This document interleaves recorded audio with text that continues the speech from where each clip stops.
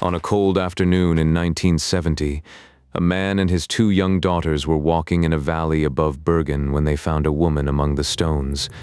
She had been burned. Around her lay a careful ring of belongings, and from every one of them, someone had removed the labels. More than 50 years later, no one has ever learned her name. They call the place Isdalen, the Ice Valley. It sits in the shadow of a mountain on the edge of Bergen, a steep, quiet bowl of rock and heather where people walk in summer and almost no one goes in the cold. It was the 29th of November. Winter had already settled in. The woman lay on her back among the scree, her hands drawn up close to her body. The fire had taken her face, but the autopsy would find soot deep in her lungs, which meant something terrible and simple.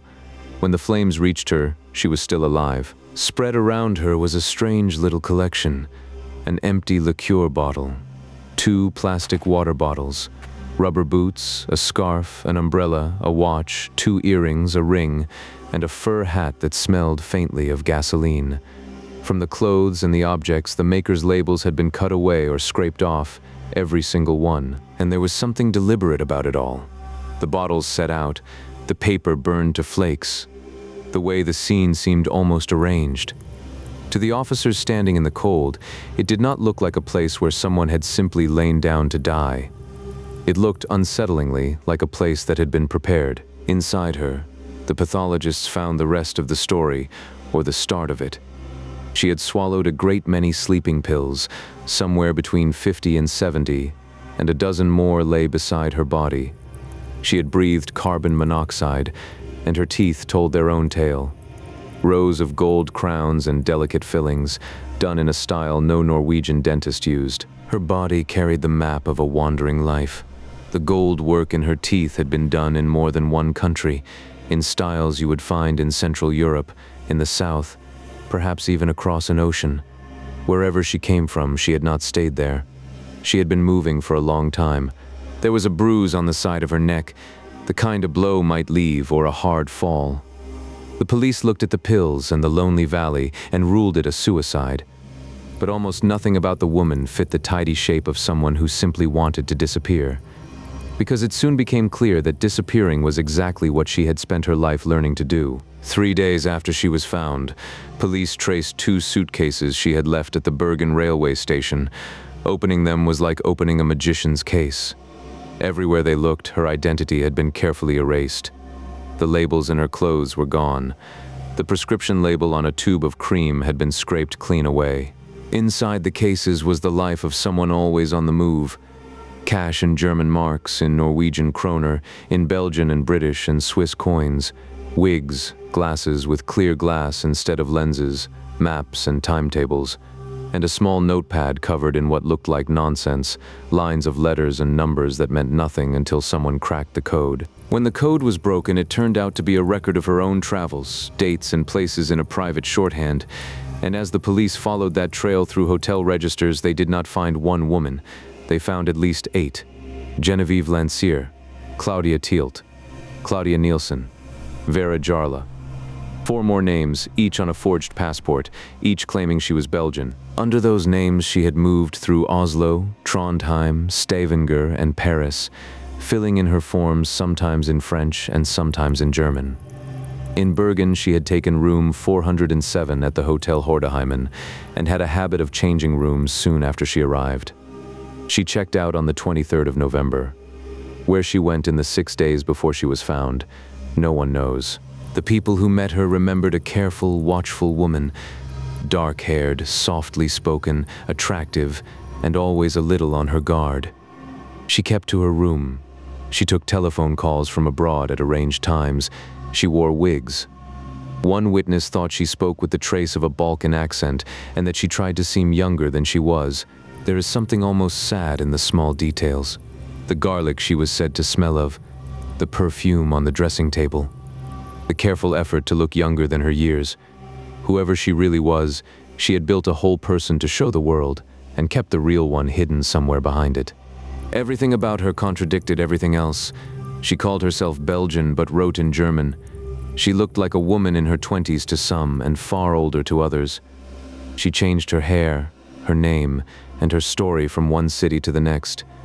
Trying to picture the real woman behind it was like trying to hold smoke. Some of what people remembered was stranger.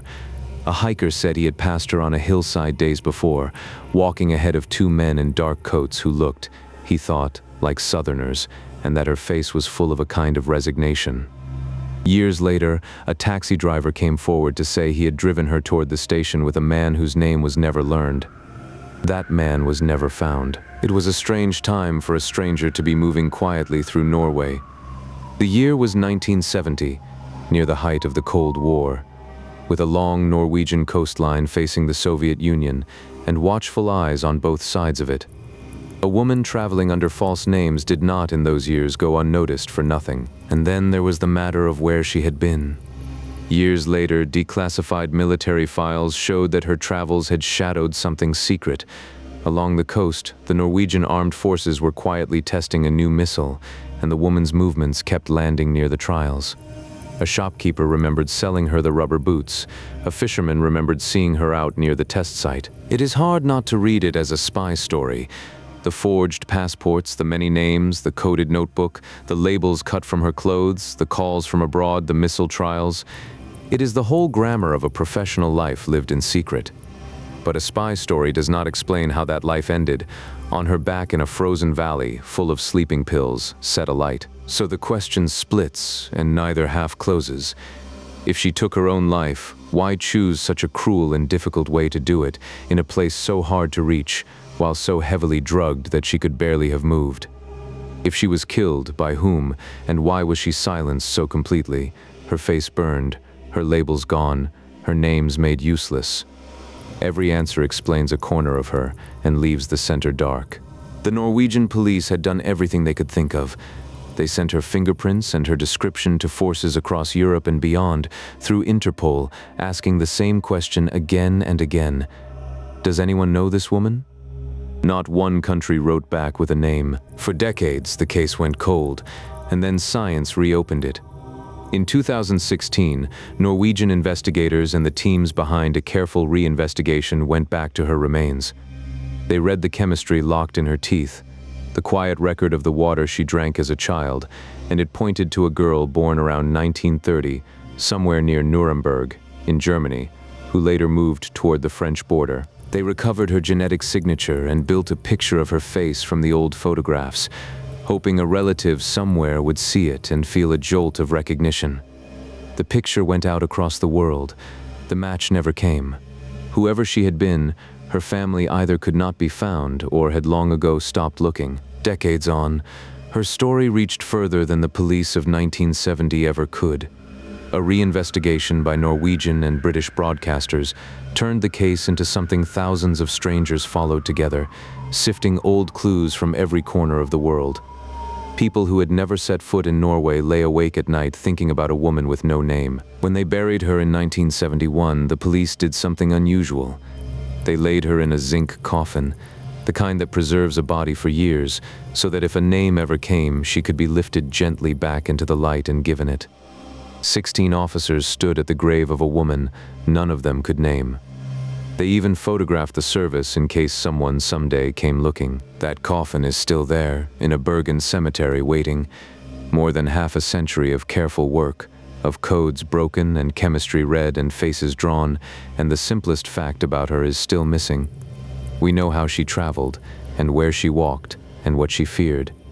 We do not know the one thing she worked so hard to hide. We do not know her name. If you would like to stay a while longer in the quiet, there are more of the world's unsolved mysteries waiting here, told the same gentle way. Rest now. Let the ice valley keep her secret a little longer. Sleep well.